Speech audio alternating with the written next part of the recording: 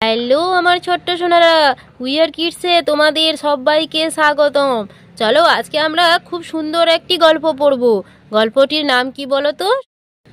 সেখানে এক গাছের ডালে বাস করত একটা সারস পাখি। ক্রমে তাদের মধ্যে বেশ বন্ধুত্ব গড়ে উঠল। একদিন শিয়াল সারসকে ঠকিয়ে একটু মজা করতে চাইল। সে সারসকে ডেকে বলল, ভাই, আজ রাতে আমার বাড়িতে তোমার নিমন্ত্রণ রইল। সারস রাজি হয়ে শেয়ালের বাড়িতে নিমন্ত্রণ খেতে গেল। শেয়াল সারসকে আপ্যায়ন করে ঘরে বসিয়ে খাবার আনতে গেল। তারপর একটা থালায় কিছু পাতলা ঝোল এনে সারসের সামনে পরিবেশন করলো। সারসের ঠোঁট লম্বা, তাই সে থালা থেকে এক ফোঁটা ঝোলও খেতে পারল না।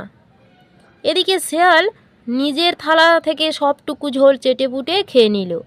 খাওয়া শেষ করে শেয়াল সারসকে বলল, তুমি যে কিছুই খাওনি ভাই, রান্নাটা বোধহয় ভালো হয়নি। শেয়ালের উপহাস বুঝতে পেরে সারস চুপ করে থাকলো আর বলল, আমি বেশ খেয়েছি। চলে আসার সময় সারস শেয়ালকে বলল, কাল দুপুরে তুমি আমার বাড়িতে খাবে। শেয়াল রাজি হলো। পরদিন দুপুরে শেয়াল সেজেগুজে সারসের বাড়িতে নিমন্ত্রণ খেতে গেল। সারস জানতো শেয়াল কাঁকড়া খেতে খুব ভালোবাসে, তাই সে কাঁকড়ার ঝোল রান্না করেছিল। শেয়ালকে পরম সমাদরে বসিয়ে সারস খাবার আনতে গেল। একটু পরেই দুটো সরু গলায় কুঁজোয় করে কাঁকড়ার ঝোল নিয়ে এলো।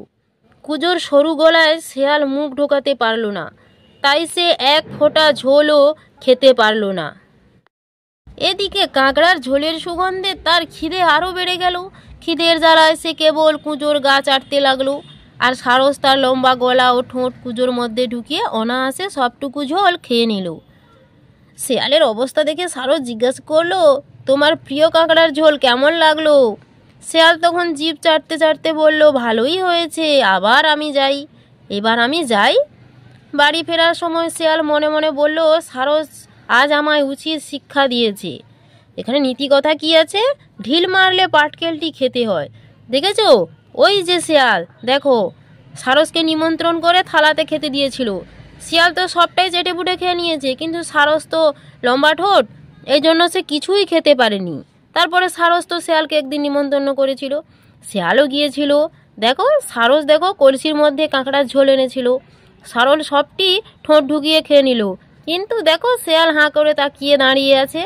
দেখেছো তো? বুঝতে পেরেছো সোনারা? তোমাদের যদি ভিডিওটি ভালো লেগে থাকে তাহলে তোমরা চ্যানেলটি সাবস্ক্রাইব করে রাখো এরকম আরও নতুন নতুন গল্পের ভিডিও পেতে। টাটা, আজ তবে আসি। সবাই সুস্থ থেকো, ভালো থেকো।